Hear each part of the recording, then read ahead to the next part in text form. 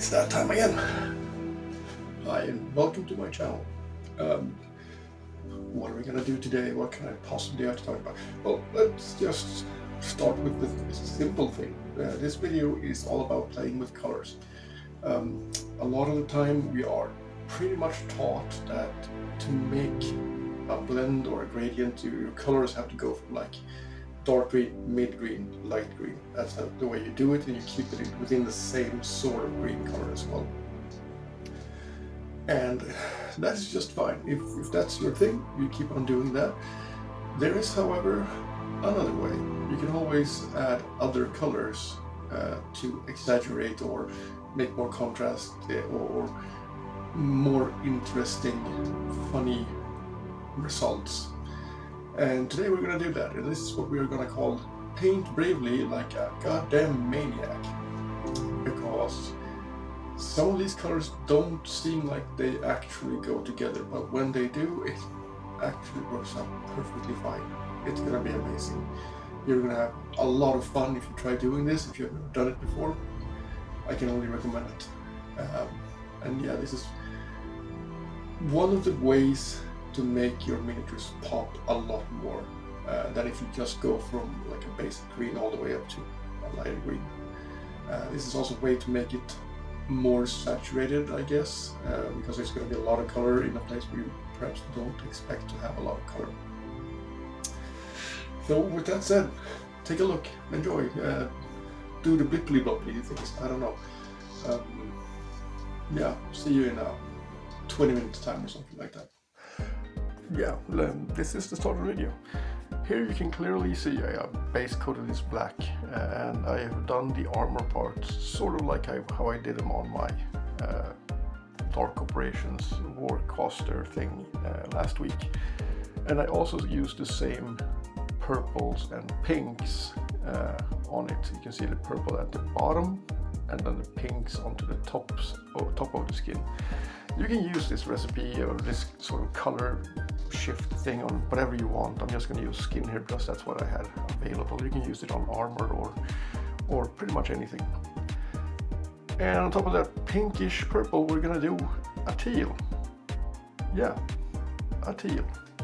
Do dilute it more than I did at the beginning here though, because you want to have this effect that when you pull it, you are removing a lot of the pigment and depositing it at the end of the brush stroke, so that you get sort of a natural simple gradient, even though the jump in value is kind of high.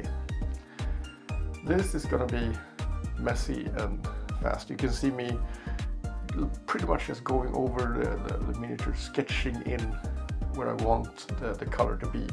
I'm looking for shapes here, not details.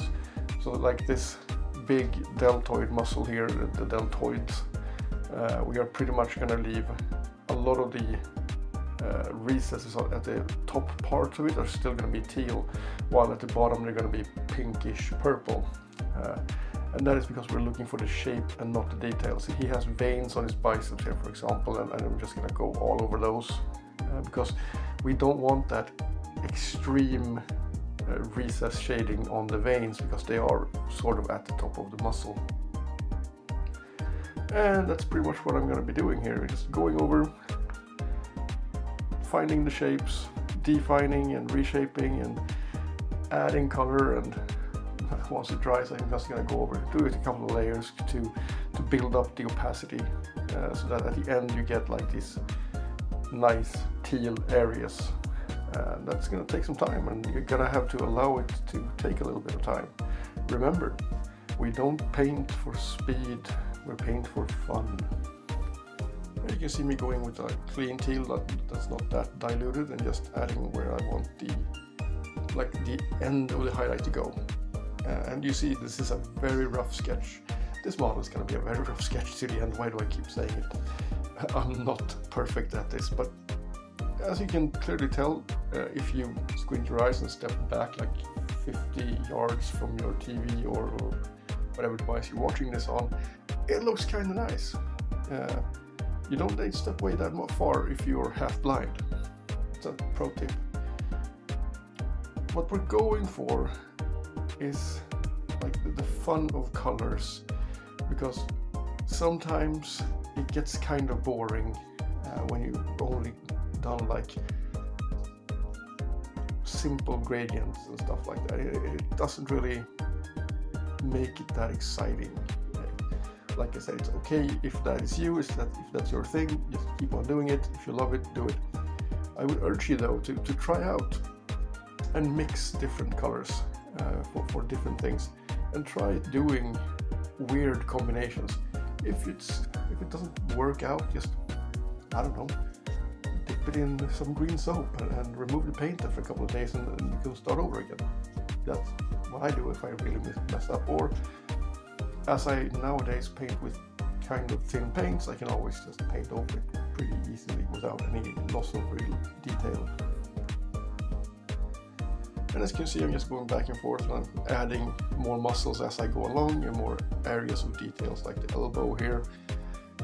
It's just trying out what I think is going to look nice. I don't really have a routine or specific way of doing this. I'm just going ahead and trying like, is this going to look cool? If it's cool, yeah, nice, keep it.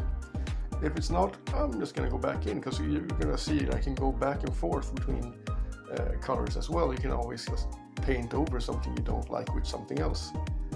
And that is also a way of adding more color. Like, you can always put more in and take it away if you don't like it. Just keep on painting.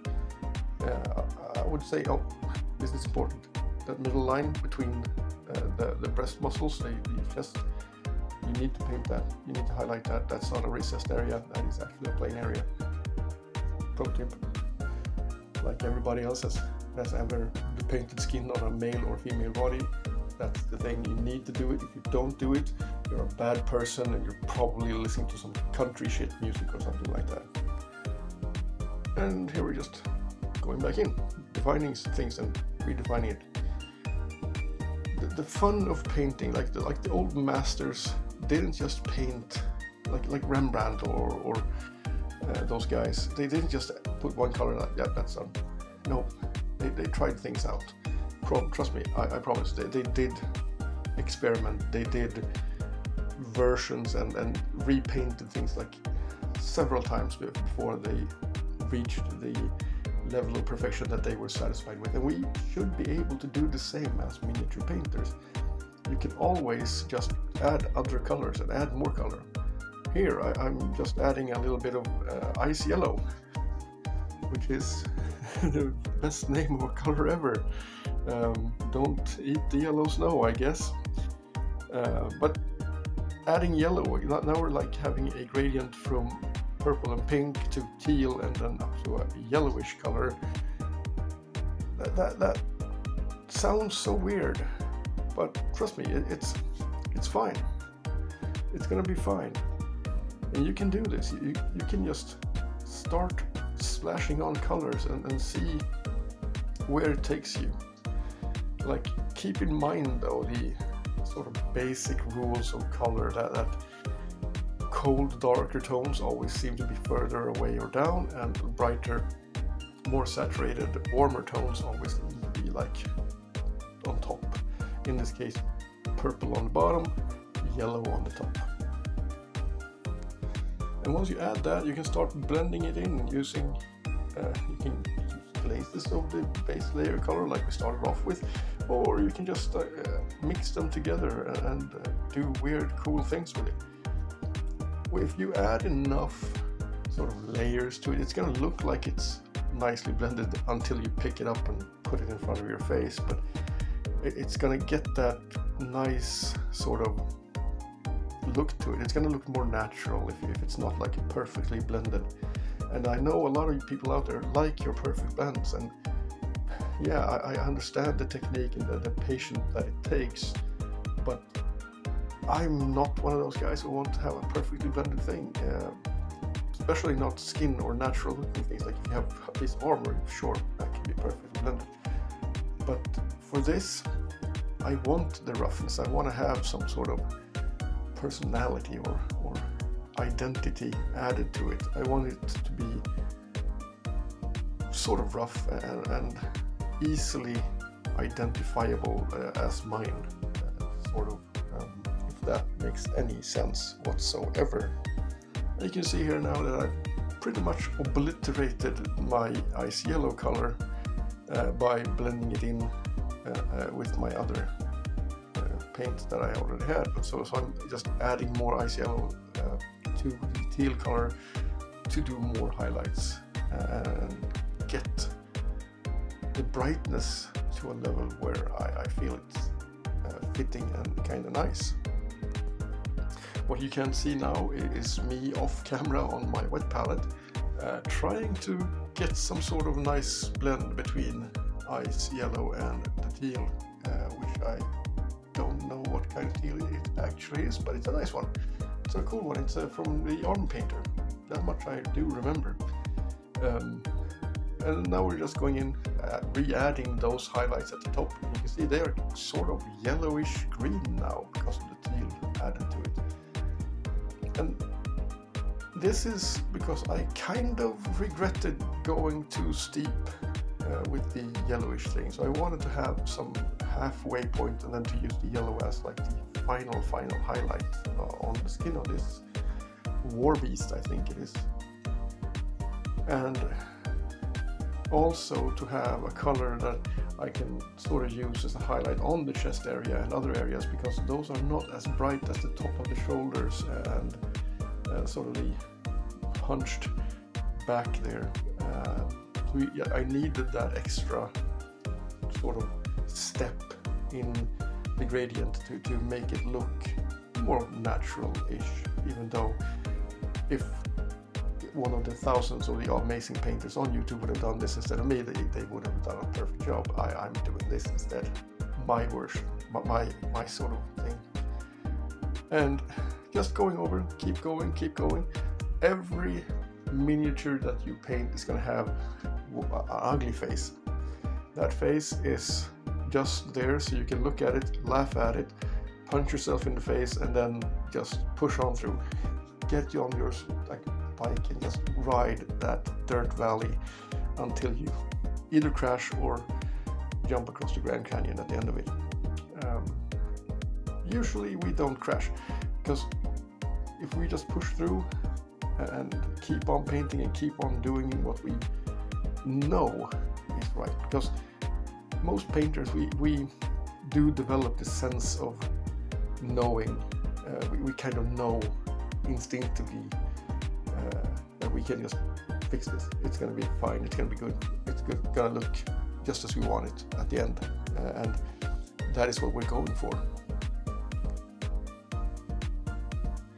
Just look at me doing those nice little highlights at the top. Kind of proud of myself. It looks kind of good, right? Yeah. Give me some applause. I'm old, and I did this. I painted this. And for a fun little effect, let's add some sunny skin tone. Yes, you did not see that one coming. I like sunny skin tone.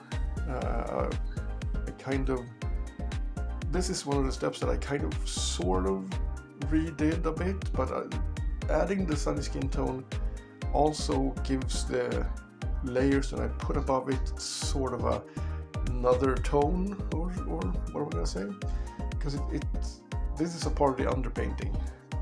Even though it looks weird and might not look that great, this gives the next layer of color something else to sort of grab a hold of and let through, because the layers are not totally opaque, they are transparent. And if I don't do this, it's going to look a little bit weird, I guess. It's not going to look the same. And this video is all about adding color and weirdness. So there you go, sunny skin tone, an homage. Obviously, we needed more definition. My sort of injured brain realized that, yeah, we can always do more definition. Keep on painting, keep on being happy, because painting makes you happy. If it doesn't, this hobby probably isn't really for you, at least the painting part of it, because there's going to be some sort of fun to this, right? And I kind of like the way that this is gonna look like a teal neon sign. I put it on my painting desk and I turned off all the lights, and I can still see this miniature on the desk pretty clearly, because this is a very, very strong color. It doesn't really show up its true colors on camera like this right now, but trust me, this is very, very bright, very, very strong colors, and I think that's kind of funny. This is like Krug's model for War Machine. It's supposed to be like this evil faction, and the evil, I guess, comes from the dark purplish armor stuff, because the skins on these guys are gonna be this sort of color. I might not do all of them, it's exactly the same color, but they're gonna be bright and shiny. You're gonna be able to see these guys from 50 feet away.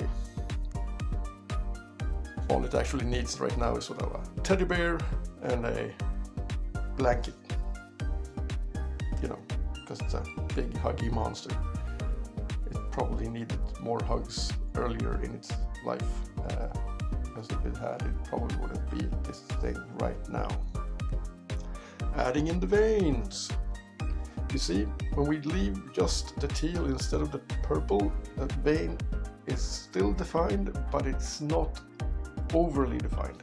You don't get that harsh shadow or the harsh recessed parts. So it looks more natural, like it's a part of the arm instead of like laying on the outside of it. It's not a cable, it's a vein under the skin. And that is a pretty huge difference when you paint things. Here we are now going in with, I think it's more teal, because I can't get enough of that teal color.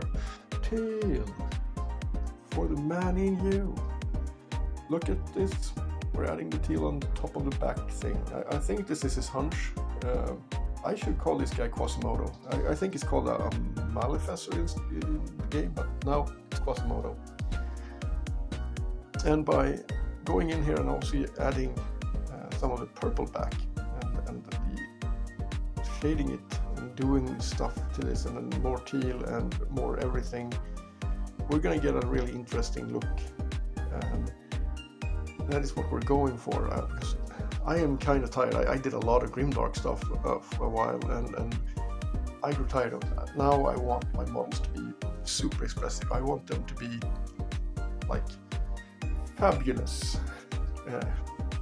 or something. They need to stand out on the table, and I don't want to have like gray things, because gray things aren't fun at all, and gray with brown is not fun either. Pink, purple, turquoisey, yellow though, that's the thing that scratches everybody's itch. And it's pretty much just the rest of this video is gonna be me going over finding these little spots and like, yeah, I need one more dot of this here. I need this here. I need to add this. I need to add more highlights here. The back thing is gonna get highlighted. Trust me, it's coming along. It's gonna get highlighted. But just finding those little areas that I can sort of exploit to make it interesting and find the edges and things. That's one of the most important things also when you paint muscles, like go up to the edge. You can't leave, like on the back here, you have to go all the way up to where the muscle meets the next muscle, so to speak. You can't really leave an area. The shaded area should be the lower part of the muscle above and not a part of the upper part of the muscle that you're painting, if that makes any sense. Tell me in the comments, did you understand what I just said? Am I speaking the correct English? Because I'm Swedish, you never know. And here we are, we're doing the highlight of the back thing, the hump. And I had a bit of a problem doing this because I was kind of tired, and I did this in one session, and it got a little bit rough, and I had to go back in later and fix it a little bit. And you see that's going to be a noticeable difference, I guess, between the end of the this part of the video and where I do the reveal part of it in like a minute. But it's the same thing, just go over it, find the shapes, define the shapes, highlight it up, give it the central thing so you can see where the light is coming from, which is sort of above ish, and go bright. You can never go, you can go too bright, but going bright means that you can't stop at a mid-tone. A clear mid-tone would have made it look a bit flat. Like right now it's sort of flat up there. That's where we're going to add a lot of the ice yellow as well to make it look more like the upper part of the body, because it's closer to the sun.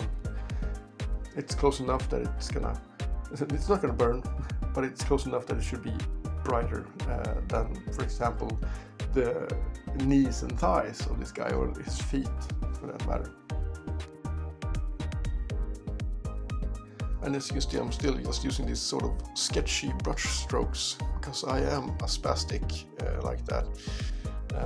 But it works for me. I have learned to live with my disability. This is a disability, or it's just being impatient and wanting to get stuff done as fast as I possibly can.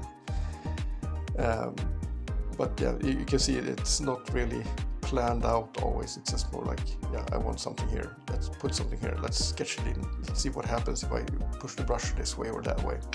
Because after over 30 years of doing this, I am still experimenting and trying out new things and like being curious. That is also an important thing. One of my art teachers once said, if you think that you have mastered something, quit doing it because you're dumb. Stop. Don't destroy people or things anymore. There you go. I've started to get the highlights on. This thing is coming along. We're getting stuff on it, as you can clearly tell. As you can see here as well, from this sort of view, we're from the top now, and you can see that it's very bright. Very, very bright. Because we've put all of these bright colors on the tops of the muscles. And if I were to turn the model, which I would have done if I had been smart when I filmed this, you would see that it's pretty dark on the bottom part of it. Because we don't put highlights where they're not supposed to be. We do, however, define the muscles on the sort of lower parts by just doing the thin teal glazing thing. I forgot to show you to do that, but now I've told you so you can try it out at home. Don't yell at me if you mess up. You had to sit there, had to paint that in, obviously. What else? I don't really get it. You guys are like sitting there listening to me rambling and ranting and raving like a madman for 20 plus minutes for some reason. Give yourselves a highlight of your like a high five and like and subscribe, I guess. You can do it. I promise. It's possible.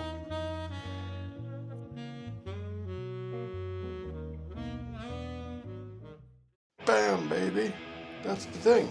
This is what it looks like. Did I do good? I don't know. You tell me. Shout at me at the comments and things. Until next time, paint more stuff. Show me your painted stuff. Show your friends. Throw your painted stuff at your friends. No, don't do that. You might break it. But anyways, bye-byes.